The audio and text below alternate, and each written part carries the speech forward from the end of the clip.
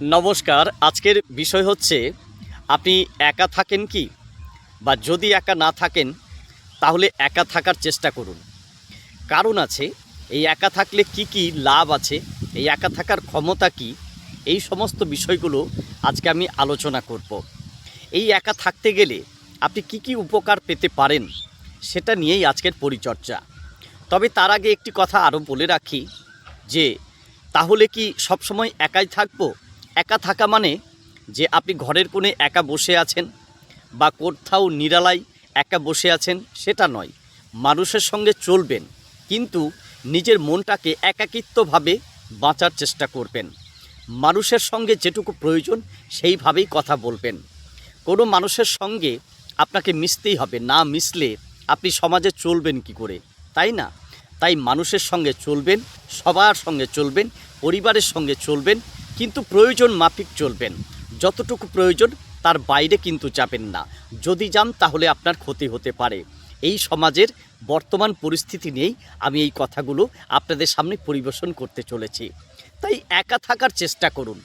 একা থাকলে আপনাকে সমাজ কেন, আপনাকে ভগবানও সেই সুখটা দিতে পারবে না যে সুখটা আপনি একা থেকে নিতে পারবেন।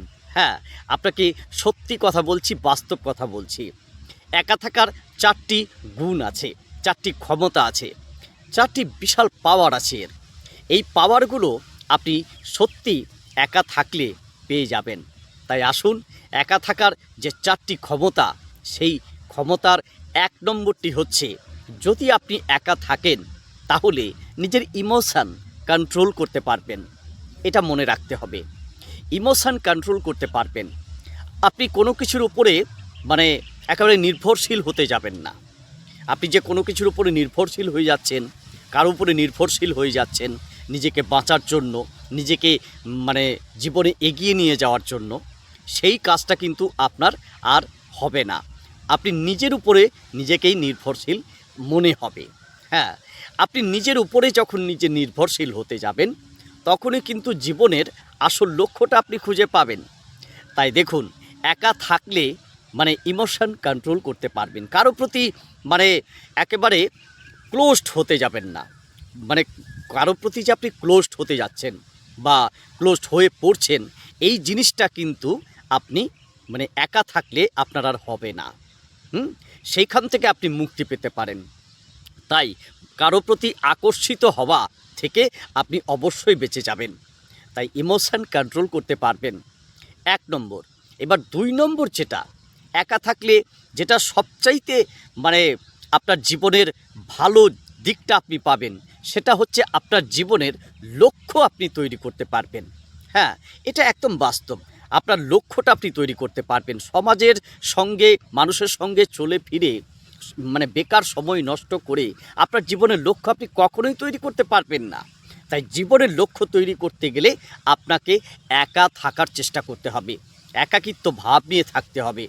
তাহলে আপনার জীবনের লক্ষ্য আপনি নিশ্চয়ই তৈরি করতে পারবেন।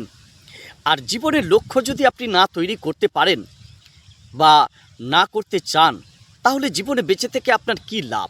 তাই জীবনের লক্ষ্য তৈরি করুন এবং নিজেকে ঠিকভাবে এগিয়ে নিয়ে যান। এবার তিন নম্বর যে উপকারটা আছে একা থাকার, সেটা হচ্ছে আপনার জীবনের সমস্যা আসতেই পারে। যে কোনো ব্যক্তির জীবনের সমস্যা আসতেই পারে, কিন্তু সমস্যার সমাধান করতে গেলে হয়তো একা থাকার আগে আপনাকে কি করতে হতো, যার তার কাছে ছুটে বেড়াতে হতো সমস্যার সমাধানের জন্য। সে আপনার পরিবারের ভেতরেই হোক বা পরিবারের বাইরেই হোক, সমাজের ভেতরেই হোক না কেন, মানে যে কোনো ব্যক্তির সঙ্গে আপনাকে আলোচনা করতে হতো যে আমি এই সমস্যায় পড়েছি, এখন সমাধানটা কি করে হয়। কিন্তু মনে রাখবেন, একা থাকতে গেলে এই সমস্যার সমাধান আপনি নিজেই করতে পারবেন। হ্যাঁ, একবার এই কথাগুলি ভেবে দেখবেন কতটা মানে বাস্তব কথা এগুলো। এবারে বলি চার নম্বর, যেটা সবচাইতে মানে মারাত্মক জিনিস। এই চার নম্বরটা শুনে রাখুন। এই চার নম্বর জিনিসটা আপনি যখন শুনবেন, আপনার মাথা সত্যি মানে আপনি নিজেকে প্রশ্ন করতে শুরু করবেন। একা থাকার সবচাইতে ভালো যেটা রেজাল্ট আপনি পাবেন, সেটা হচ্ছে মানুষের আসল মুখোশ আপনি চিনতে পারবেন। এটাই কিন্তু মানে খুব মারাত্মক বিষয়। একা থাকতে গেলে আপনি সবার সঙ্গে চলতে গেলে না, মানে সবার সঙ্গে চলাফেরা করছেন, সব মানুষের সঙ্গে চলাফেরা করছেন, মানুষের আসল মুখোশ আপনি চিনতে পারবেন না। কিন্তু একা তাকে দেখুন, দূর থেকে লক্ষ্য করুন মানুষ কেমন চলছে। মানুষ দেখবেন আপনি যখন একা থাকবেন না, তখন যে কোনো মানুষ, যে মানুষগুলো আপনার ক্ষতি চাইবে, সেই মানুষগুলো আপনার সঙ্গে মেশার চেষ্টা করবে। তখন বুঝতে পারবেন তার আসল মুখোশটা কী। আসল মুখোশটা তখন আপনি মানে বুঝতে পারবেন। কারণ এখনকার মানুষের মানে চেহারাটা যেটা দেখছেন ওটা আলাদা, ওটা একটা ভিন্ন রূপ, আর ভেতরের রূপটা কিন্তু আলাদা। মানুষের এখন দুটো রূপ। যে কোনো মানুষকে বিশ্বাস করার আগে বারবার নিজেকে প্রশ্ন করবেন, আমি ঠিক করছি না ভুল করছি। কথাগুলি কেমন লাগলো? যদি ভালো লেগে থাকে অবশ্যই লাইক কমেন্ট শেয়ার করবেন।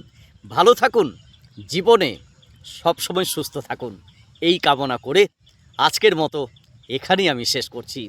নমস্কার।